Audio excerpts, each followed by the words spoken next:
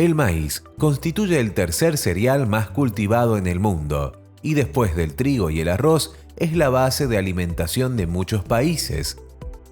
Llegado septiembre, y si las lluvias ayudan, es momento de su siembra, con las precauciones propias de un año seco. Este es un año bastante complicado, como todos los años niña en general. Los modelos probabilísticos hablan de esto, hablan del último informe desde ahora de agosto, que abarca agosto, septiembre, octubre. Nos indica una alta probabilidad de que sea una campaña niña, lo que implica escasez de lluvias y la mala distribución, ¿no es cierto? Y ahí es donde tenemos que jugar un poquito a la hora de pensar cuándo sembrar, cómo sembrar y qué materiales sembrar. En la fecha de siembra tendríamos que estar pensando en calcularla o planificarla en base a pronósticos a corto y mediano plazo. En estos días ha llovido algo, es un buen indicativo, y quizás si tenemos la capacidad hídrica en el campo, tendríamos que estar sembrando. Es un año donde la competencia por el agua va a ser importante entre las plantas, así que el distanciamiento a la hora de sembrar también va a ser una cosa a tener en cuenta, donde no vamos a pensar en trabajar con altas densidades, sino todo lo contrario. Y bueno, también es un poco después de tener la suerte que tiene toda producción, donde caiga la lluvia. Y el periodo más crítico, bueno, luego de la germinación, está pautado entre 10 días antes y 10 días después de la floración.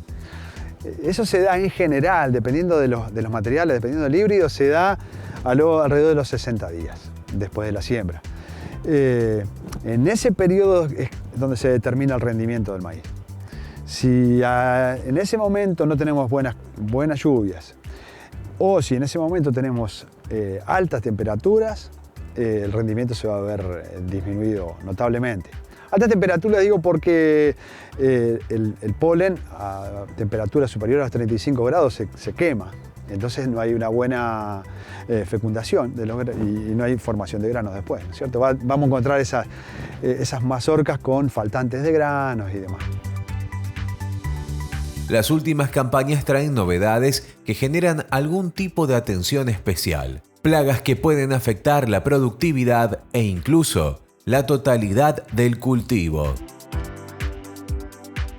El norte de Argentina, Brasil, Paraguay, tuvieron campañas anteriores con una problemática muy importante basada en un insecto muy chiquito, conocido como chicharrita, cigarriña, que causa daños importantes.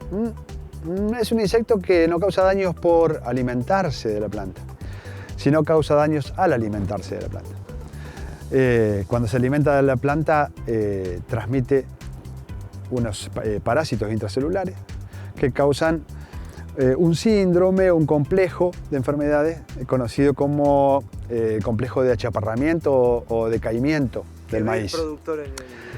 El productor va a ver en los márgenes de las hojas o bien una decoloración, que es el decaimiento pálido del maíz, o bien va a haber un rayado en las hojas causado por un virus, el virus del rayado del maíz, o bien va a haber en las márgenes de las hojas de color rojizo. Esas tres patologías van a converger en lo mismo, van a converger en plantas petizas, enanas, con los entrenudos cortos, con macollamiento, con varias espigas, todo eso que va a traer aparejado que la planta directamente casi no llega a terminar el ciclo, se muera antes o no produzca directamente.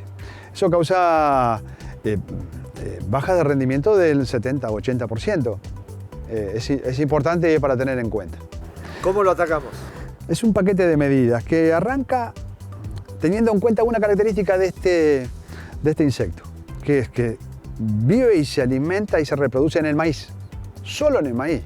Puede pasar en el invierno en alguna otra maleza, otra gramínea, pero se alimenta y se reproduce en el maíz. Entonces, si yo no quiero tener esa plaga, ahora que estamos saliendo del invierno, lo que no tengo que tener en el campo antes de sembrar es maíz. Porque pasa del maíz adulto a el maíz joven y siempre elige el joven. Entonces voy a sembrar y todo lo que tenga en algún maíz guacho, como se lo conoce, esas plagas van a pasar al maíz joven. Son aquellas plantas que resistieron o que quedaron de la campaña anterior por problemas de transporte, por problemas en la cosechadora, que quedaron en el campo. La chicharrita. Ahí queda la chicharrita, esperando que venga la planta joven. Una vez eliminadas esas plantas, voy a sembrar. Esas las puedo eliminar con algún tipo de herbicida. Esta chicharrita, ¿la viste en Misiones particularmente? ¿La viste en las campañas anteriores? ¿En qué zonas?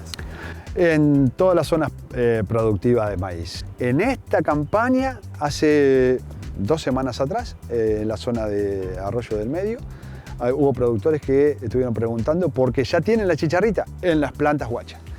Está establecida la plaga en la provincia. Ahora hay que saber manejarla. Puede recorrer grandes distancias con el viento, hasta 20 o 30 kilómetros. Entonces, la medida creo que hay que tomarla en conjunto entre los productores de una zona, porque también las medidas individuales no van a dar muy buen resultado, digamos. Junto con el proceso de siembra, que se hace fuerte por estos días, el monitoreo debe comenzar inmediatamente para ir detectando la presencia de la enfermedad.